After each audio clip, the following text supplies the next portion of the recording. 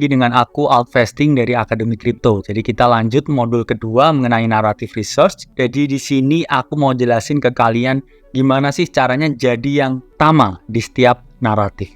Gimana jadi yang pertama, Kak? Jadi sebelumnya aku udah jelasin ya ke kalian mengenai keuntungan menjadi yang pertama. Salah satunya dari perspektif gains, kemudian perspektif risk, dan juga kalian akan dapat social credit ketika kalian jadi yang pertama dalam setiap naratif. Pada dasarnya, ketika teman-teman ingin jadi yang pertama di setiap naratif, itu teman-teman harus melakukan yang dinamakan dengan pengamatan ya, atau social observation. Kemudian kedua, teman-teman wajib engage dengan komunitas.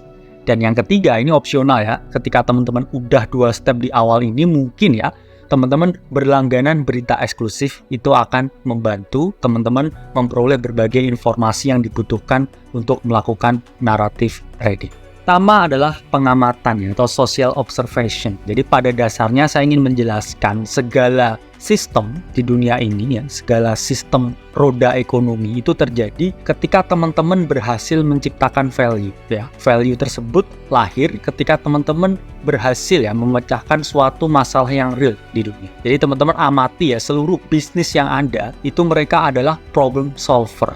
Mereka menciptakan solusi akan suatu masalah. Jadi teman-teman ketika ingin melakukan pengamatan sosial ya, coba lihat ya di sekelilingmu, bisnis-bisnis di sekitarmu, apa yang mereka solve dan juga apa masalah yang dinyatakan oleh usernya. Dari situ teman-teman akan terangsang ya untuk bisa ya melakukan pengamatan atau social observation, karena ini penting sekali dalam naratif research. Ini sangat penting sekali. Ada beberapa tahapan ya teman-teman ketika teman-teman melakukan suatu social observation, yaitu pertama ya menumbuhkan empati, kedua mendefinisikan masalah, dan yang ketiga menemukan solusi. Melahirkan empati itu gimana, Kak? Ya pada dasarnya ya teman-teman itu nggak akan bisa sukses ya dalam bidang apapun ketika teman-teman itu nggak punya empati terhadap keadaan sosial yang ada ya di sekitar teman-teman ya. Ketika teman-teman bisa melahirkan empati, bisa mengamati ya, bisa meresapi apa yang dirasakan oleh orang lain ya.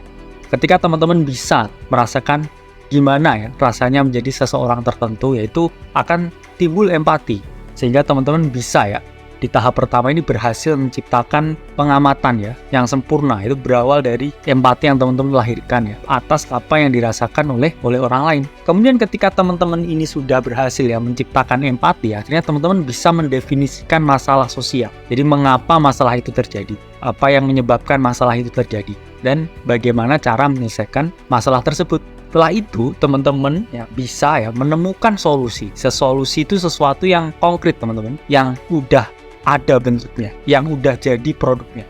Itu adalah solusi ya. Jadi solusi merupakan perwujudan pasti akan penyelesaian suatu masalah tertentu.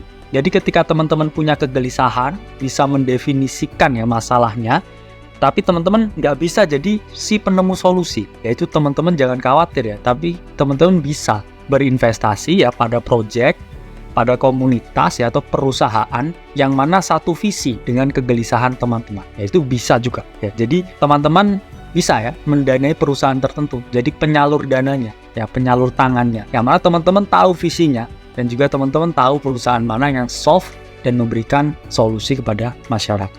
Nah ini sama ya pada dasarnya dengan berbagai project di dalam kripto. Kalau kita mau breakdown ya, misalkan dari metaverse analysis ya, atau metaverse narrative analysis. Pertama ya, itu pasti teman-teman timbul empati. Jadi karena pandemi COVID ya, kemudian kinerja perusahaan menurun sehingga banyak yang di layoff selama COVID. Teman-teman bayangkan para pekerja yang di layoff itu, mereka punya keluarga di rumah ya, punya anak ya, punya istri. Gimana kalau mereka ini nggak bisa bekerja lagi? Rasakan ya teman-teman ketika teman-teman di posisi mereka ya, baru teman-teman ya bisa mendefinisikan masalah ya, apa yang menyebabkan layoff ini. Oh ternyata layoff tersebut disebabkan ya oleh adanya suatu virus yang mana tidak memungkinkan ya bagi para pegawai untuk masuk ke kantor dan berinteraksi ya secara langsung. Sehingga ya poin dari masalah itu dapat dipecahkan ya ketika teman-teman berhasil ya menemukan sistem di mana pegawai ini bisa bertemu tanpa harus ke kantor. Barulah ya solusi ini lahir dengan sesuatu yang dinamakan metaverse, yaitu suatu platform di mana kita bisa saling bertemu ya, tanpa bersentuhan fisik, tanpa bertemu langsung. Jadi dalam dunia buatan di metaverse ya, kita bisa ya, bersua dengan rekan kerja ya, tanpa harus bertatap muka secara langsung.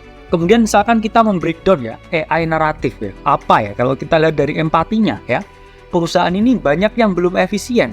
Kenapa? Karena mereka membayar ya banyak karyawan yang melakukan pekerjaan yang sangat repetitif ya. Dari segi perusahaan ya, mereka ini nggak efisien ya, bayar ya ratusan karyawan tapi melakukan pekerjaan yang itu-itu aja. Tapi kalau kamu lihat dari perspektif karyawan juga bosen ya, melakukan pekerjaan yang itu-itu aja ya, misalkan menggunting ya, terus kemudian hanya menulis artikel yang sifatnya paraphrase, itu kan sangat jenuh ya dari perspektif mereka, dan in the long run ya SDM mereka juga nggak akan berkembang. Sehingga teman-teman berhasil ya mendefinisikan masalah di sini ya. Jadi kerjaan yang repetitif itu terjadi karena belum ada ya sistem yang bisa menggantikan pekerjaan yang membosankan, sehingga dibutuhkan ya suatu sistem atau alat yang membantu ya efisiensi SDM dengan melakukan pekerjaan yang repetitif. Sehingga solusinya adalah diciptakannya AI sebagai suatu jawaban dari efisiensi perusahaan, terutama dari segi SDM. Jadi teman-teman ya, pada dasarnya nggak perlu menciptakan AI, nggak perlu menciptakan metaverse. Teman-teman cukup berinvestasi ya pada project-project yang mana sesuai dengan visi dan empati dari teman-teman. Mungkin teman-teman bullish ya pada metaverse karena menganggap metaverse is the future. Ya teman-teman bisa aja berinvestasi pada project-project metaverse. Terus kemudian kedua ya, setelah teman-teman bisa melakukan suatu pengamatan atau social observation, kedua teman-teman ini harus ya, saya bilang harus engage dengan komunitas. Karena banyak sekali teman-teman ya informasi life-changing money itu lahir dari komunitas. Karena saya sering banget ya selama bertahun-tahun ini engage dengan berbagai komunitas global. Ini sering juga ya terjadi teman-teman yang misalkan semalam ya ada yang nge-share misalkan suatu potensi masuk ke koin tertentu, yang mana ternyata ya paginya ketika teman-teman itu udah masuk semalam, itu uang puluhan juta jadi miliar. Itu sering terjadi. Saya udah sampai hampir puluhan, bahkan ratusan kali ya mendengar cerita-cerita seperti itu ya. Entah saya info secara langsung atau tidak. Itu menunjukkan ya ketika semakin sering teman-teman engage dengan komunitas ya, informasi yang teman-teman dapatkan semakin banyak. Padahal di level saya pun, saya juga masih ya haus akan informasi dari berbagai komunitas yang lain. Saya juga harus belajar ya. Jadi kita harus memiliki mindset bahwa sebanyak-banyaknya kita tahu ya, kita semakin nggak tahu. Itu juga applied di market cryptocurrency. Jadi teman-teman harus upgrade skill, harus terus ya engage dengan komunitas. Salah satunya juga di Akademi Kripto. Ini juga komunitas yang teman-teman bisa engage selama 24 jam. Saya menjelaskan ya teman-teman dari pengalaman saya ya. Jadi informasi yang alpha di komunitas itu ada hierarkinya ya teman-teman. Menurut saya yang paling tinggi itu tetap di Discord. Karena Discord ini ya satu memiliki reputasi dan kredibilitas ya para anggota komunitas di dalam. Kedua mungkin Friendtech ya, karena banyak influencer yang sharing alphas di dalam sana. Kemudian tiga Reddit ya, karena sifatnya ini Redditnya seperti Kaskus ya, tapi lebih tertutup ya teman-teman.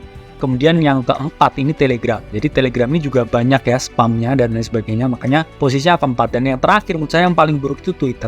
Kenapa? Jadi ketika teman-teman baca di Twitter itu udah ada 100 ya, bahkan 1000 orang yang dapat informasi itu lebih dulu. Ya, jadi ketika teman-teman baca di Twitter itu sebenarnya mereka ajang ya untuk mencari exit liquidity. Jadi hindari Twitter ya, stay on the community yang tertutup ya, seperti Discord ya, Friendtech, Telegram dan lain sebagainya. Ini contoh ya, apa yang saya calls di Discord itu banyak yang life changing money ya. Jadi saya dulu di komunitas Discord saya ya, saya call bottomnya Luna, itu naik 150 kali lipat ya teman-teman. Jadi ketika teman-teman ya masukin uang 1 juta ya dari bottom call saya itu jadi 150 juta, 10 juta jadi 1,5 M ya. Ini kan menunjukkan ya bahwa life changing money yaitu happens ketika teman-teman semakin sering engage di dalam komunitas. Untuk menjadi member komunitas itu ada beberapa caranya tuh. Gimana sih cara saya jadi community member yang baik? Ya pertama, jangan telan mentah-mentah informasi ini. Jadi kelola lagi informasinya, cari petunjuk yang lebih dalam, terus riset ya sebelum melakukan keputusan. Karena ini berkaitan juga ya dengan poin nomor 2. Karena teman-teman nggak boleh menyalahkan si penyebar informasi. Karena yang bertanggung jawab ya klik buy or sell itu dia teman-teman sendiri. Jangan karena rugi ya teman-teman nyalahkan ya si penyebar informasi ya, don't shoot the messenger, karena mereka hanya menyampaikan pesan teman-teman. kembali lagi keputusan itu ada di tangan teman-teman. Dan yang terakhir, apabila teman-teman juga punya informasi ya, tolong alangkah lebih baiknya juga berbagi dengan teman-teman seperjuangannya di dalam komunitas. Karena saya sering ya tipikal silent reader, cuman dapat informasinya, tapi ketika dia punya informasi itu nggak mau berbagi. Yaitu in the long run ya, rezeki kalian tuh nggak akan selancar ketika kalian juga sering berbagi informasi ke teman-temannya. Kemudian terakhir ya, ini ada berita eksklusif. Ketika 1-2 ini udah ya teman-teman bisa ya berlangganan berita-berita eksklusif ya. Kenapa sih berita itu eksklusif ya? Karena mereka membutuhkan biaya modal ya untuk menyajikan berita eksklusif itu. Entah itu mereka riset, entah itu mereka menghadirkan narasumber yang mahal, ataukah mungkin itu adalah berita-berita internal yang nggak mudah didapatkan, sehingga itu ada biaya modalnya, nggak diperuntukkan untuk semua orang. Makanya ada istilah, kalau produknya gratis, kamu adalah produknya. Jadi media massa yang sifatnya ini sangat global ya, sangat umum, itu kan alat ya untuk menggiring opini kalian terhadap sesuatu.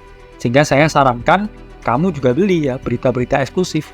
Bedanya apa kayak ini? Ini contoh perbedaan ya antara mainstream news dan exclusive news. Ya, CNN, CNBC, BBC ya, itu mainstream news. Tapi ya eksklusif ini The New York Times ya, Wall Street Journal ya, The Washington Post. Itu rata-rata bayar ya 500-an ribu sampai 1 juta ya, sebulan ya. Terus kalian pasti berpikir, wah apa ada yang mau langganan ya, berbayar ya 500 ribu sebulan. Ternyata teman-teman salah. Datanya itu sangat banyak ya, smart money ya, orang-orang pinter yang rela ya menukarkan duit mereka untuk informasi. Karena kita ini ada di era golden age of information teman-teman. Jadi di sini ya, The New York Times ini yang bayar 7,5 juta orang. The Washington Post ya 3 juta orang setiap bulan teman-teman ya. WSJ 2,4 juta. Jadi mereka ini membeli berita karena mereka paham ya, ketika sesuatu itu gratis, kalian adalah produknya. Sehingga ketika teman-teman mencari berita eksklusif ya, lebih fokuskan pada prosesnya. Jadi apa sih yang dibahas di sini ya, bukan hasil akhirnya. Hasil akhirnya itu pengumuman dan lain sebagainya. Itu adalah berita yang belum. Itu teman-teman harus bisa ya fokus pada mengapanya, fokus ke prosesnya ya. Apa sih yang mereka ini sedang lakukan daripada apa yang mereka bangun. Jadi fokuslah ya ke alasannya, kayak bukan ke jawaban. Nah, ini contoh ya teman-teman, berita yang eksklusif dengan berita yang message ya. Kalau eksklusif apa? Ya ini misalkan di tahun ya 2019 di sini Singapura ya ini telah mewajibkan pajak untuk metaverse. Karena ternyata ya ada lebih dari 100 perusahaan metaverse yang bergerak di Singapura. Padahal ini 2019. Kemudian berita di Meta keluar ya 2021 ya Oktober ini menjelaskan kalau Facebook rebranding ke Meta. Ya, ini kan ada selisih ya 1-2 tahun teman-teman. Dari berita yang eksklusif dengan berita yang gratis. Sehingga teman-teman harus menerapkan ya ketiga hal tersebut ketika teman-teman ingin jago ya dalam naratif trading. Saya Alvesting dari Akademi